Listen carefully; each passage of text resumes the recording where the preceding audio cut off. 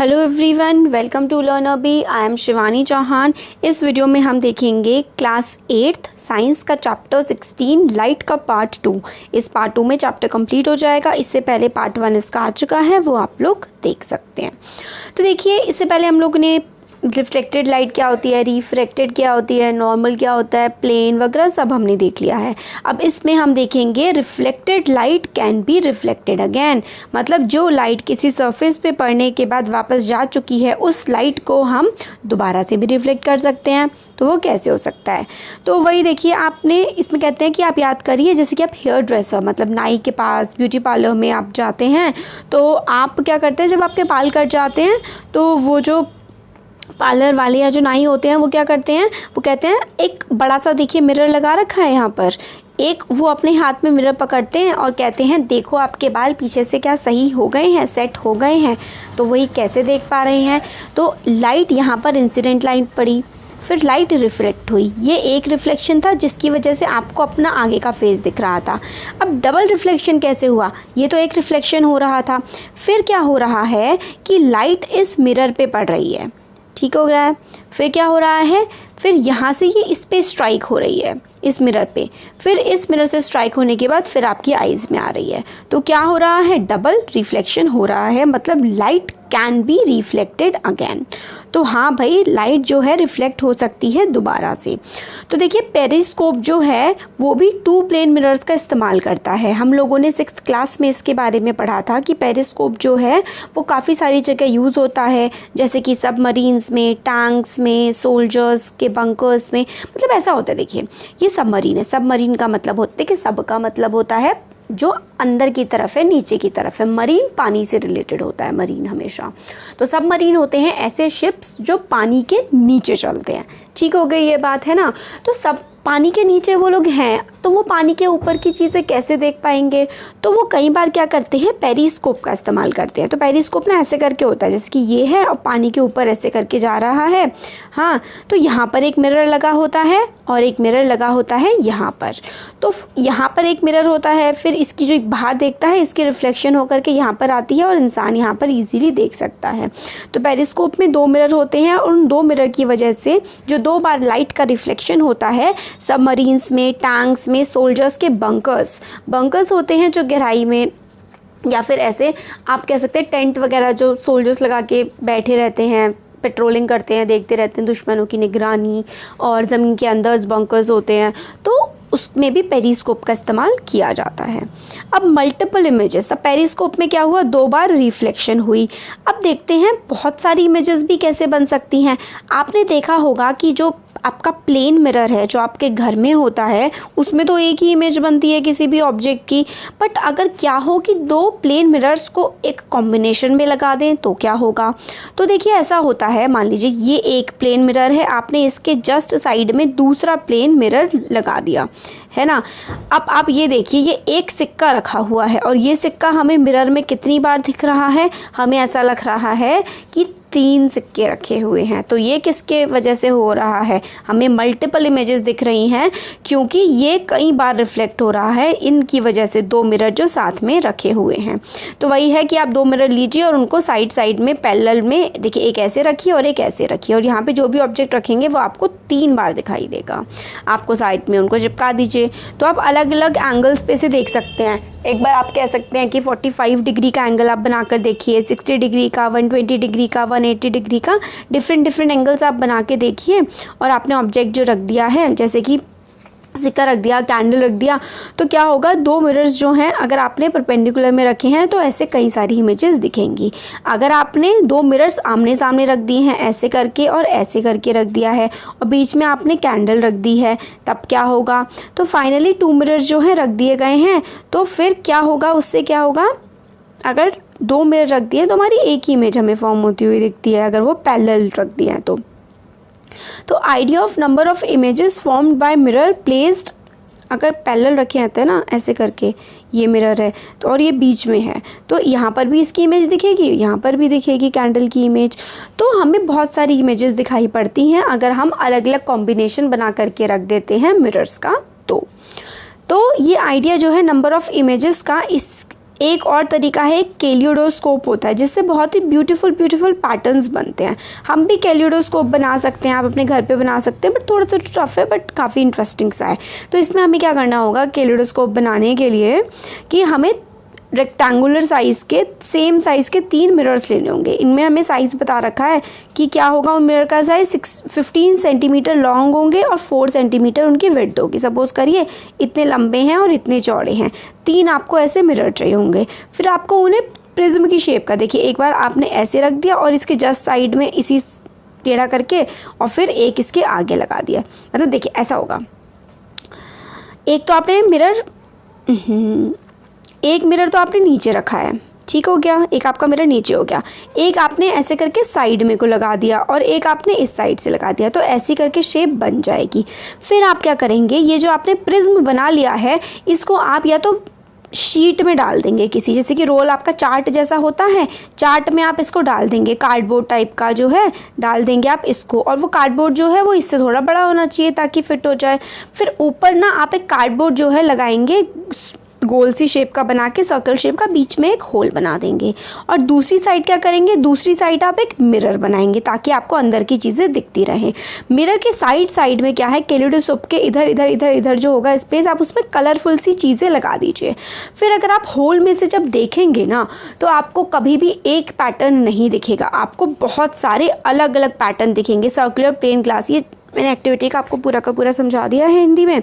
तो आप लोग जब देखेंगे ना, ब्रोकन पीस, बैंगल वगैरह लगा दीजिए, तो जो आपको पैटर्न्स बनते हुए दिखेंगे वो हमेशा नए मतलब न्यू पैटर्न्स दिखेंगे।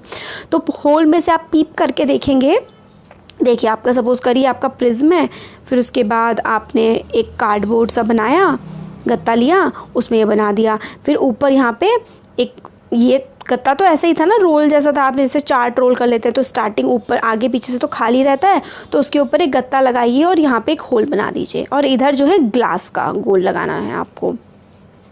फिर आपको क्या करना है, इसमें कांच, कलरफुल चीज़ें, कुछ पैटर्न्स वगैरह यहाँ लगा देने हैं। और फिर जब आप इस होल में से देखेंगे ना अंदर की तरफ, तो आपको बड़े ही नए पैटर्न्स दिखाई पड़ते हैं। यही इंटरेस्टिंग फीचर होता है कैलियोडोस्कोप का, कि जब आप उस होल में से पीप करेंगे, झांक करके देखेंगे, तो हमेशा नए इंटरेस्टिंग न्यू पैटर्न देखने को मिलेंगे। सेम पैटर्न आपको कभी भी नहीं दिखेगा। डिज़ाइनर्स जो हैं, जो वॉलपेपर्स डिज़ाइन करते हैं, कपड़े डिज़ाइन करते हैं, ये आर्टिस्ट ना कैलियोडोस्कोप का काफ़ी ज़्यादा इस्तेमाल करते हैं नए आइडियाज़ को खोजने के लिए। और कलरफुल पेपर जब लगा देते हैं ना, to make your toy attractive you can wrap the kaleidoscope in a coloured paper. Coloured paper में आप रैप करेंगे और कलरफुल पैटर्न्स अंदर दिखेंगे, बहुत ही खूबसूरत लगेंगे, नए पैटर्न्स आपको देखने के लिए मिलते हैं। अब सनलाइट वाइट होती है या फिर कलर्ड होती है, तो देखिए हम लोगों को जो सनलाइट दिखती है वो कैसी दिखती है, हम लोगों को तो वाइट दिखती है। तो फिर दुनिया में इतने सारे कलर्स कैसे होते हैं, तो देखिए ऐसा होता है कि जो सनलाइट होती है ना, उसका डिस्पर्जन होता है, और splitting of light into colours, into its colours is known as dispersion. एक आपको प्लेन मिरर लेना है सूटेबल साइज़ का। प्लेन मिरर ले लिया आपने, जैसे कि आप जो घर में इस्तेमाल करते हैं, और फिर आपको एक कटोरी लेनी है ना। फिर उस कटोरी में आपको पानी भरना है और आपको विंडो के पास इसको रख देना है। जैसे कि ये मिरर है और एक कटोरी में आपने पानी भरा, आपने मिरर विंडो के पास उसको रख दिया जहाँ पर डायरेक्ट सनलाइट आ रही हो, मिरर पर डायरेक्ट सनलाइट पड़ रही हो। फिर एडजस्ट करिए पोजीशन ऑफ बोल की पोजीशन को ऐसे एडजस्ट कर लिए कि जो रिफ्लेक्टेड राइट है, मतलब सनलाइट पड़ी मिरर पर, फिर वो रिफ्लेक्ट उस पर बोल पर पड़ी, रिफ्लेक्ट होकर के क्या करे, वो मिरर पर जाकर पड़े, ऐसा हो। देखिए मैं आपको अच्छे से बताती हूँ दोबारा से। ये एक मिरर है ये, ठीक हो गया। ये एक कटोरी है जिसमें पानी भरा हुआ है। अब क्या हो रहा है कि सन की लाइट आ रही है, डायरेक्ट सनलाइट जो है मिरर पे फॉल करे, इस तरीके से आपको वहाँ पर रखना है। और पोजीशन ऑफ बोल आपको ऐसे रखनी है so that reflected light from the mirror falls on the wall. अब बोल की पोजीशन आपको इस तरीके से रखनी है जो लाइट रिफ्लेक्ट होके वापस है ना, वो एक दीवार पर पड़े।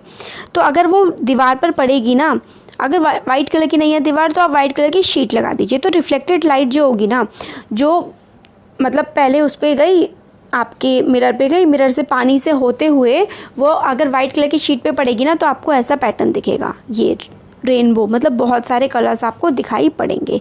तो यही होता है हमारा, क्या होता है, यही होता है हमारा प्रिज्म। तो देखिए जो मिरर है ना, the mirror and water form a prism. तो मिरर है और वाटर है, ये दोनों मिल करके ना एक प्रिज्म की तरह फॉर्म करते हैं। और फिर जब लाइट जो है पड़ेगी ना किसी वाइट चीज़ पर, तो आपको बहुत सारे कलर्स देखने के लिए मिलेंगे। मतलब जो वाइट लाइट है ना वो अपने ओरिजिनल कलर्स में स्प्लिट हो जाती है, टूट जाती है। तो splitting of light into its colours is known as dispersion. Light का स्प्लिट होना अपने कलर्स में, इसको डिस्पर्जन कहते हैं। और rainbow is a natural phenomena showing dispersion. तो डिस्पर्जन जो है आपको नेचर में कहाँ पर दिखता है? रेनबो। बहुत इंपॉर्टेंट क्वेश्चन है ये, आपके एग्जाम में पूछा जा सकता है कि नेचुरल डिस्पर्जन कहाँ होता है? तो रेनबो में होता है। और डिस्पर्जन का क्या मतलब होता है? Splitting of light into its colours. White light अपने बहुत सारे कलर्स में स्प्लिट हो जाती है, तो उसी को हम डिस्पर्जन कहते हैं।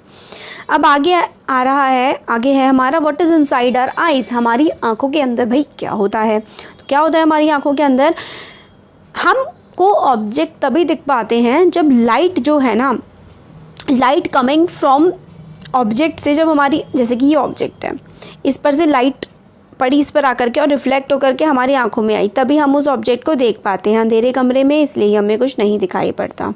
आई हैज़ अ रफली स्फेरिकल शेप। हमारी जो आई होती है वो स्फेरिकल सी होती है, गोल गोल होती है। या तो किसी की देखिए ऐसी होती हैं, ऐसी तो खैर किसी नहीं होती, कार्टून्स की होती हैं।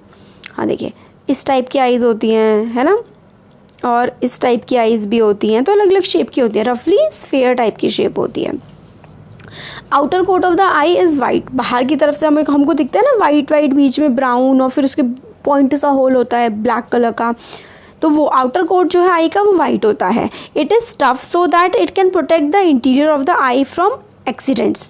तो बाहर का जो वाइट कलर का वाला पार्ट होता है ना वो काफ़ी टफ होता है, ताकि वो आईज़ को किसी प्रॉब्लम से, एक्सीडेंट से बचा सके।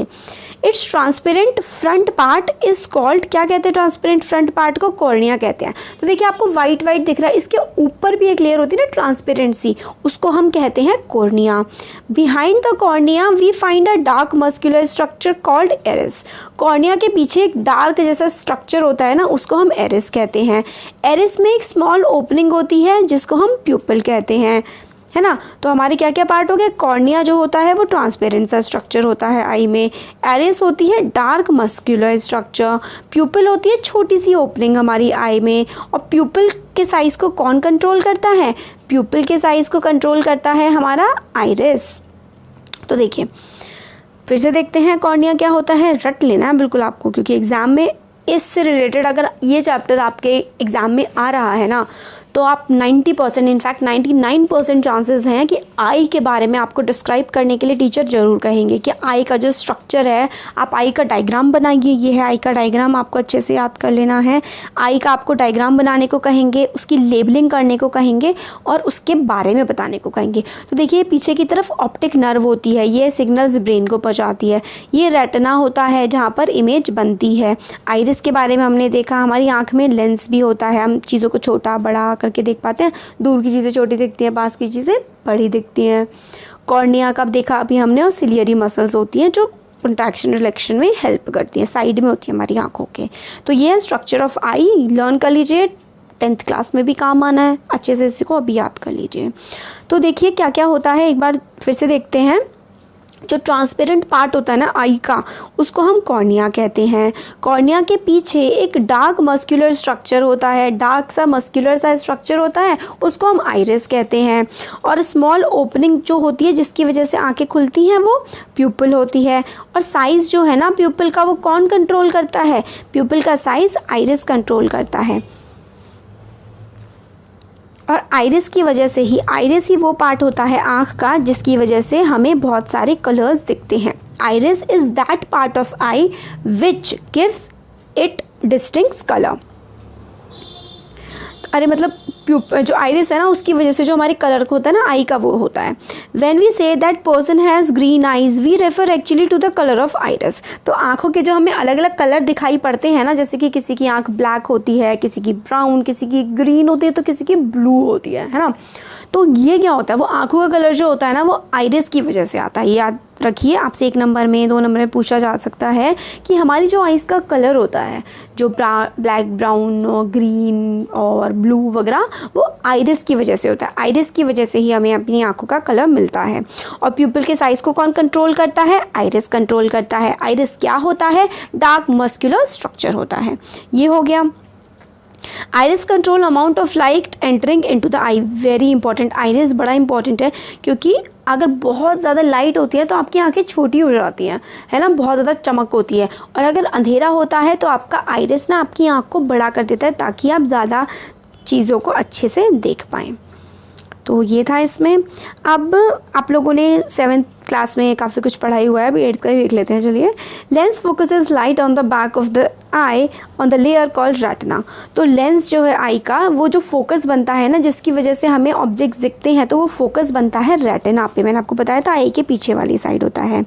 और रेटिना पे काफ़ी सारे नर्व सेल्स होते हैं। रेटिना होती है वो consist several nerve cells. Sensations जो कि फील होती है नर्व सेल्स पर, वो ट्रांसमिट हो जाती हैं ब्रेन को। मतलब रेटिना पे नर्व सेल्स होते हैं, इमेज बनती है रेटिना पे नर्व सेल्स होते हैं, नर्व सेल्स में सेंसेशन होती है, और उसकी वजह से सिग्नल ब्रेन को ट्रांसफ़र हो जाते हैं। किसकी हेल्प से? ऑप्टिक नर्व्स की हेल्प से। तो इस तरीके से हम देख पाते हैं। पूरा प्रॉपर स्ट्रक्चर की कैसे हम देखते हैं, वो 10th क्लास की बायो में है। तो there are 2 kinds of cells. Bio नहीं, फिजिक्स का पार्ट आता है ह्यूमन आई। तो 2 टाइप के सेल्स होते हैं।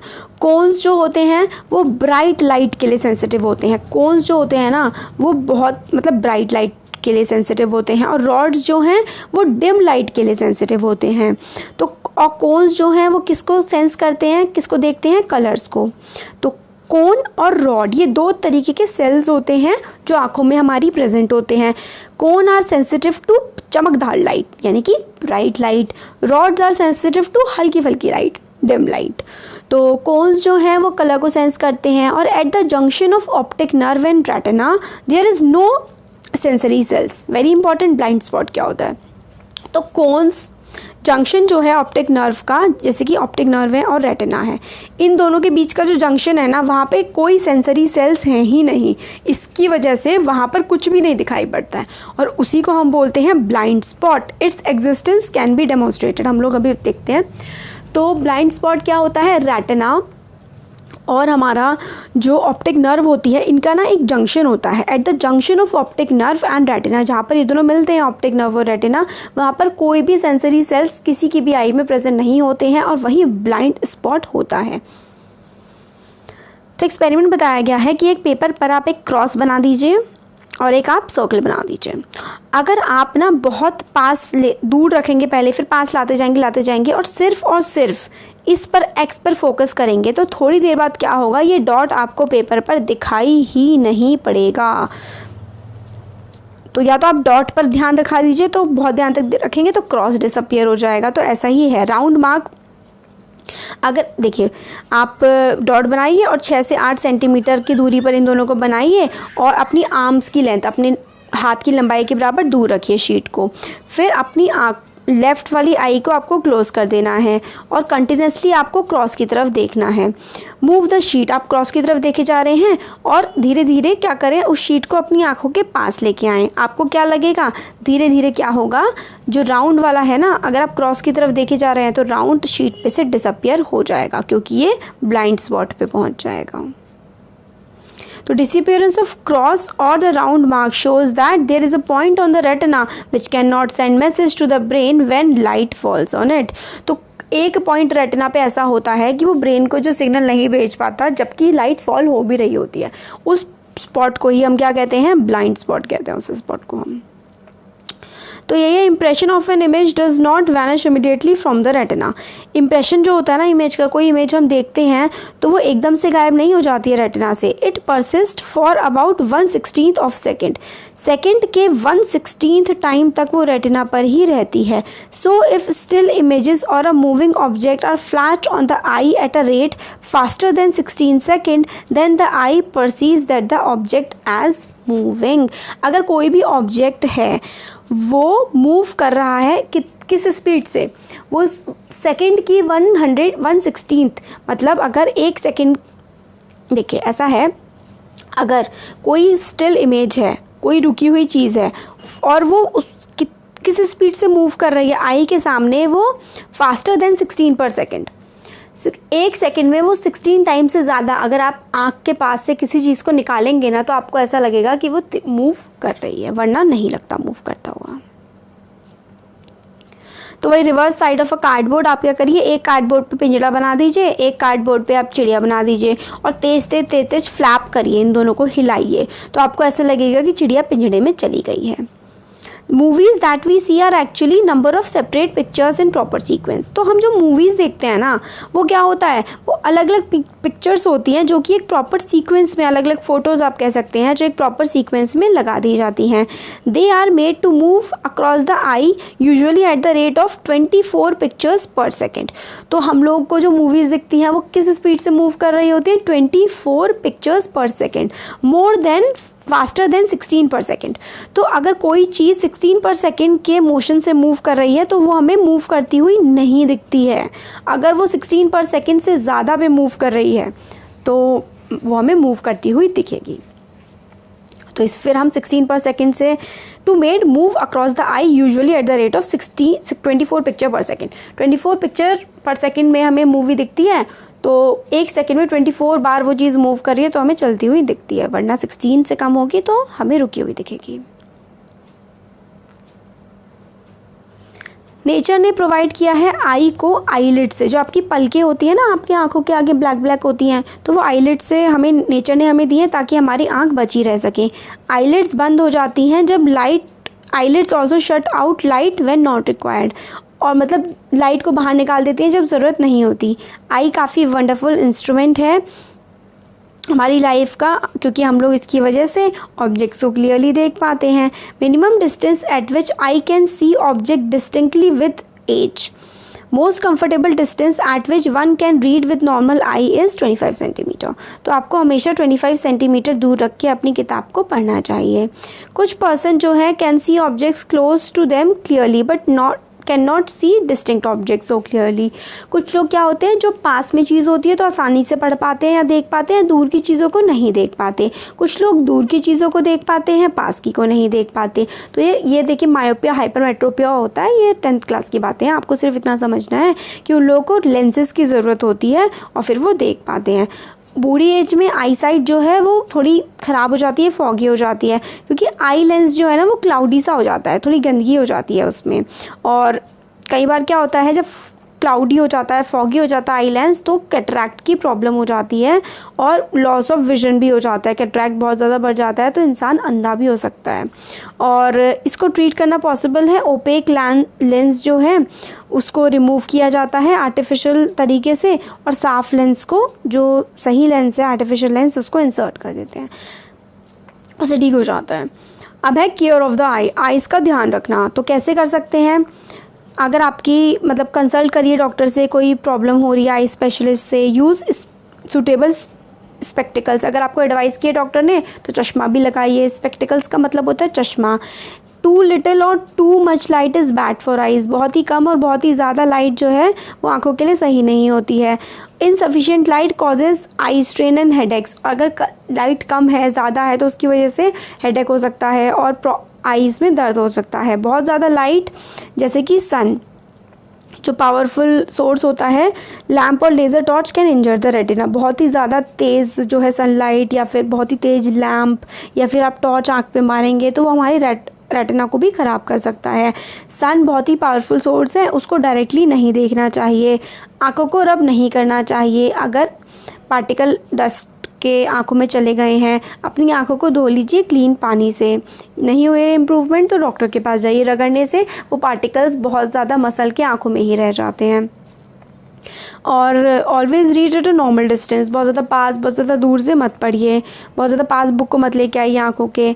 और क्या क्या कर सकते हैं आप, डाइट जो है वो बैलेंस डाइट लीजिए, अच्छी डाइट लीजिए, और ऐसी चीज़ों का इस्तेमाल मत कीजिए जो आपकी आंखों को ख़राब करते हैं। विटामिन ए का अच्छा इस्तेमाल कीजिए। खट्टी चीज़ें जैसे कि ऑरेंजेस, आंवला वगैरह खाइए, है ना, तो इससे आप आंखों को स्वस्थ रख सकते हैं। मोस्ट कॉमन जो है डिसीज़, जो प्रॉब्लम हो जाती है वो नाइट ब्लाइंडनेस हो जाती है। नाइट ब्लाइंडनेस का मतलब होता है रात के समय जो है आँखों से हम मतलब रात के समय आपको जब अंधेरा हो जाता है तो आप कुछ दिखाई नहीं पड़ता ना, तो उसी को नाइट ब्लाइंडनेस कहते हैं।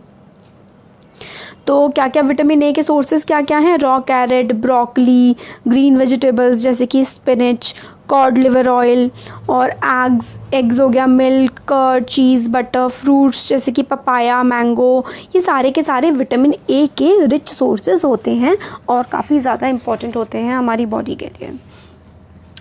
अब हमें आइज़ ऑफ अ बटरफ्लाई, तो हमें इस वाले पोर्शन में ये बताया हुआ है कि अलग अलग जो एनिमल्स होते हैं ना, उनकी काफ़ी सारी अलग अलग मतलब आइज़ वगैरह रहती हैं।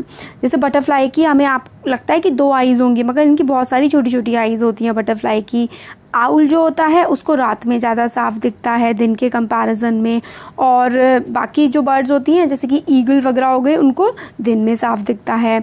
आउल का जो कॉर्निया होता है मतलब आउल का ना काफ़ी बड़ा कॉर्निया होता है और काफ़ी बड़ा प्यूपिल होता है, ताकि ज़्यादा लाइट उसकी आंखों में जा पाए, और उसके लार्ज नंबर ऑफ रॉड्स होते हैं और बहुत ही कम कॉर्न्स होते हैं। तो कॉर्न्स जो है कलर्स को देखने का काम करता है। तो क्या उल्लू को कलर दिखते होंगे? काफ़ी कम कलर दिखते हैं।